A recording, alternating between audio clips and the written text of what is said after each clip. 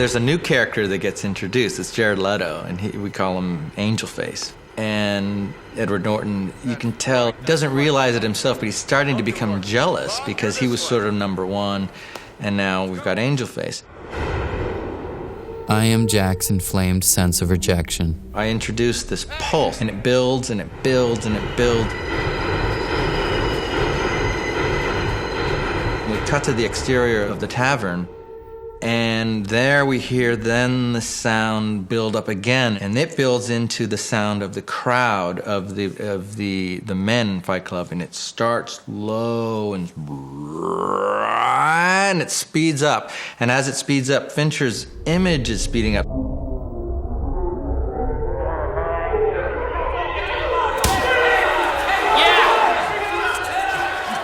And the fight starts, and it starts off naturalistic. But then Jack gets he gets sort of empowered and kind of drunk with this strength. As we start to hear his narrative come in, the sound goes from naturalistic into this other place where it's his interior monologue. I felt like putting a bullet between the eyes of every panda that wouldn't screw to save its species. And all the voices of the crowd disappear, like what we do when we're talking to somebody. We don't notice we're in a busy place when I'm tuning something out. But in filmmaking, we have to do it to force, hopefully, not in a bad way, but force our audience into a certain perspective. Where'd you go, Psycho Boy?